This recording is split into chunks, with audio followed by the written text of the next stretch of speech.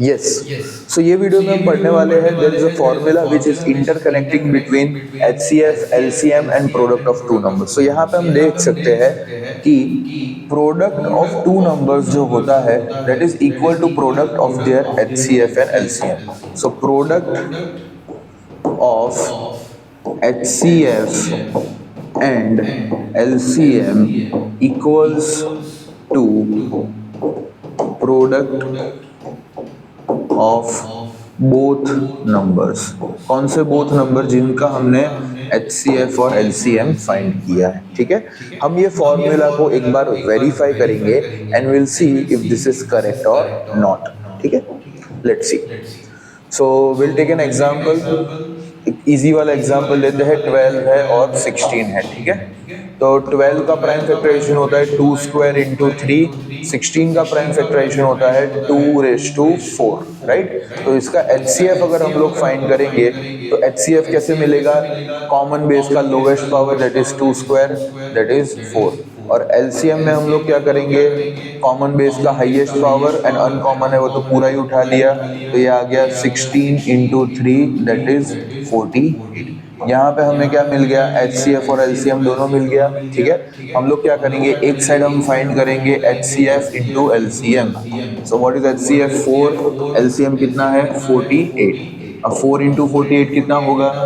It will be I think 192। Is it clear?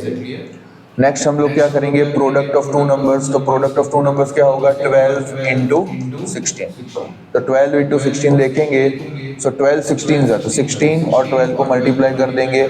2 6 जा 12, 2 1 जा 2 और ये 3, 1 6 जा 6, 1 1 जा 1, 3 9 सॉरी 2 9 और ये 1, तो ये भी कितना आ गया? 192। So as we can see, we have verified this formula HCF into LCM is A into B। ठीक है, इस पे क्वेश्चन कैसा आ सकता है? इतना इजी क्वेश्चन तो ऑब्वियसली चांसेस कम है आने के, but what we can see is कि लेट्स से क्वेश्चन कुछ ऐसा फॉर्म हो सकता है, if LCM if HCF of 65 and 117 is expressible in form of 65m minus 117, find value of m। m का वैल्यू फाइंड करके हमें बताना है। ठीक है, सो हम लोग क्या करेंगे? सबसे पहले तो हमने देखा कि भाई HCF होगा वो किसके इक्वल होगा? 65m माइनस 117 के इक्वल होगा। Now what is HCF of 65 and 117? 65 का प्राइम फैक्टराइजेशन क्या होगा? तो 65 इज 5 इंटू 13। 117 का प्राइम फैक्टराइजेशन होगा 3 square into 13। From here we can see HCF कितना है? 13 है, राइट। कॉमन बेस अब लोएस्ट दोनों का सेम है तो पूरा ही आ जाएगा। तो आई कैन से हियर कि 13 इक्वल्स टू 65m माइनस 117। इसको अब linear equation in one variable, so 13 plus 117 equals to 65m।